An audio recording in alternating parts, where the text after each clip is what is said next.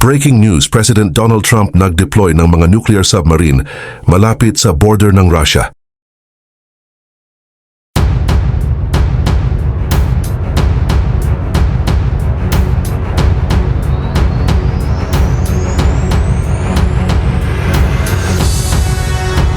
Matapos ang matinding pagbabanta mula kay Dmitry Medvedev na dating presidente ng Russia, ay agad na nag-deploy si Trump ng mga nuclear submarines sa dagat, ready to strike anytime.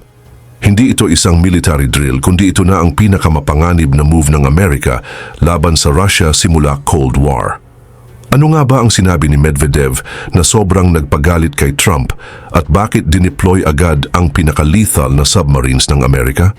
At higit sa lahat, anong posibleng mangyari kung hindi magkaayos ang dalawang nuclear powers na ito?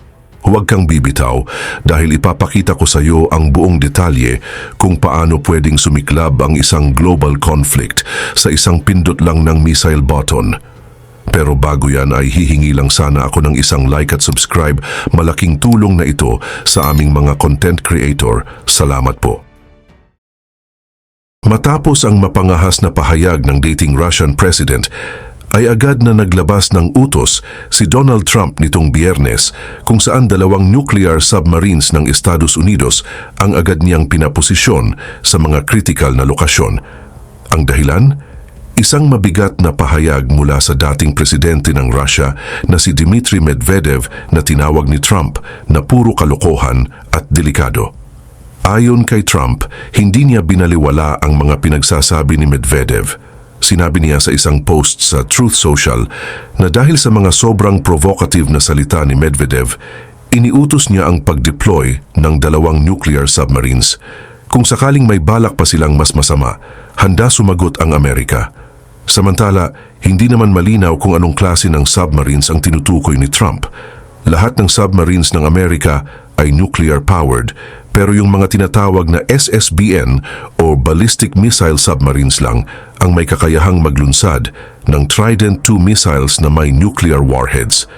Ang mga Ohio-class submarines ng Amerika ay laging nakadeploy, tahimik na nagpapatrol sa mga karagatang malapit sa mga nuclear powers tulad ng Russia at China. Bagamat bihirang ilantad ng Estados Unidos ang eksaktong lokasyon ng kanilang mga missile submarines, ginagamit nila itong paraan para magpadala ng mensahe sa mga kalaban. Hindi man binanggit ni Trump kung nasaan ang submarines. Malinaw na ang kanyang utos ay may dalang matinding babala. Dagdag pa ni Trump, mahalaga ang bawat salita. Minsan isang maling salita lang ang pwedeng magdulot ng kaguluhan. Umaasa siyang hindi mangyayari iyon sa pagkakataong ito. Matagal nang nagbabatuhan ng banta sina Trump at Medvedev nitong mga nakaraang linggo. Nag-ugat ang tensyon nang sabihin ni Trump na may ilang araw na lang ang Russia para pumayag sa tigil putukan sa Ukraine o haharap sila sa bagong serye ng mabibigat na taripa. Sa kasunod na post sa Truth Social, binanatan palalo ni Trump si Medvedev kung saan tinawag niya itong the failed former president of Russia at sinabihang maghinay-hinay sa kanyang mga binibitawang salita. Babala ni Trump, delikado ang tinatapakan niyang teritoryo, pero hindi rin nagpahuli si Medvedev. Sa kanyang post sa Telegram, bumanat siya kay Trump. Aniya, dapat daw maalala ni Trump ang paborito nitong panoorin, ang The Walking Dead, dahil anuman ang mangyari, hindi dapat maliitin ang banta ng isang dead hand.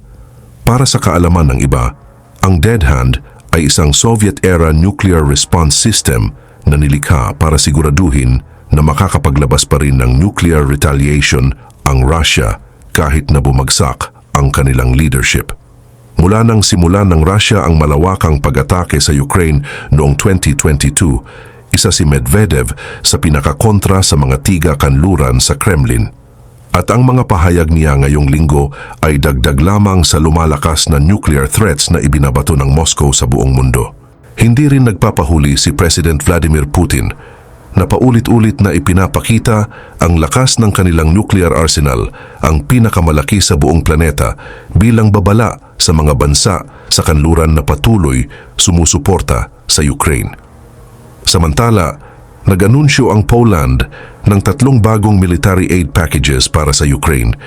Ito na ang ika-48 at ika-49 na beses na tumulong ang Poland simula nang sumiklab ang gera. Inilabas mismo ni Polish Foreign Minister Radoslaw Sikorski ang balitang ito sa kanilang high-level meeting kasama ang Ukrainian officials sa Warsaw. Sabi ni Sikorski, walang duda sa Poland, lahat ng mahahalagang partido ay nagkakaisa sa pagsuporta sa Ukraine. Pero dinugtungan pa niya ng isang napakahalagang punto aniya. Ginagawa nila iyon hindi lang para sa Ukraine, kundi para sa kapakanan ng kanilang sariling bansa. Umakyat na sa 4.5 billion euros ang kabuuang tulong militar ng Poland. Dahilan para sila ang maging pinakamatatag na kaalyado ng Ukraine sa buong Europa. Pero may kakaiba sa mga pinakabagong packages na ito, may matinding kalkulasyon sa likod ng timing nila. Habang maraming bansa sa Europa ang nagdadalawang isip kung dapat pa bang magbigay ng pangmatagalang suporta, ang Poland ay tuloy-tuloy lang sa pagtulong at hindi lang basta tulong, kundi pinapabilis pa nila ang mga delivery. Ayon sa mga ulat, umabot na sa mahigit 300,000 ang casualties ng Ukraine nitong taon base sa datos ng Russia. At ang sagot ng Poland, hindi sila umatras. Imbes na huminto, lalo pa nilang diniinan ang kanilang suporta. Hindi ito mga basta na tulong lang. Sa halip nagpadala na ang Poland ng mga tanks, combat vehicles, artillery systems, pati mga aircraft at helicopters para sa Ukraine. Gumagawa na rin sila ng artillery barrels na eksklusibo para sa Ukrainian forces. At ginagamit ang Ukrainian drone technology para palakasin ang kanilang sariling depensa. Hindi ito basta-basta transfer ng armas. Isa itong malalim na industrial cooperation. Klarong pahayag ni Sikorski, naniniwala sila na laging susuportahan ng Poland ang isang malaya at independent na Ukraine. Ginagawa nila iyon hindi lang bilang tulong, kundi dahil iyon ang tama para sa seguridad ng Poland. Isa itong stratehikong hakbang para sa sariling interes ng Warsaw. Tandaan, mahigit 535 kilometers ang shared border ng Poland at Ukraine. Bawat kilometro na napoprotektahan ng Ukrainian forces, isa itong dagdag na distansya sa pagitan ng Poland at ng Russian military. Kasabay ng mga aid packages, may mga ulat din ng posibleng pag-transfer ng MiG-29 fighter jets papunta sa Ukraine. At kapag natuloy ito, magbibigay ito ng malaking pagbabago sa air defense capability ng Ukraine. Ang mga jets na ito kasi, kahit lumana, ay pwedeng magbigay ng instant upgrade sa kanilang depensa laban sa Russia. Pero kahit matatag ang posisyon ng gobyerno, may pressure din sa loob ng bansa. Ayon sa isang survey noong June 2025, 46% ng mga Polish citizens ang gusto ng bawasan ang military aid, dala ng takot sa seguridad. Marami pa rin ang pumapabor sa diplomatic support. Pero ramdam na rin ang epekto ng gera sa ilang bahagi ng populasyon. Noong 2025, nag-pledge ang European Union ng 2.3 billion euros para sa humanitarian aid sa Ukraine. Pero kung ikukumpara ang laki ng ekonomiya ng Poland, sobra-sobra ang kontribusyon nilang militar. Sila ang kumakarga ng bigat na sanay hatian ng buong Europa. Habang ang ibang bansa sa Europe ay patuloy sa debate kung tutulong pa ba o hindi, ang Poland ay tuloy-tuloy sa pagtulong. Ang pagkakaisa ng mga political parties nila ang nag-aalis ng paralysis na nakikita sa ibang lugar sa Europa. Si Sikorski, hindi lang sa military aid nakatutok. Itinutulak niya rin ang pagpapatupad ng mas matitinding economic sanctions laban sa Russia. Sa international stage, gusto ng Poland na higpitan ng Russia mula sa lahat ng anggulo sa militar, ekonomiya at diplomatikong presyon. Para sa kanila, mas mabuting tumulong sa Ukraine ngayon kaysa lumaban sa Russia sa sariling teritoryo nila sa hinaharap. Isang preventive defense strategy, ito isang kalkuladong tulong sa tibay ng Ukraine na lumaban. Itong mga bagong packages, hindi ito pagbabago sa pulisiya ng Poland.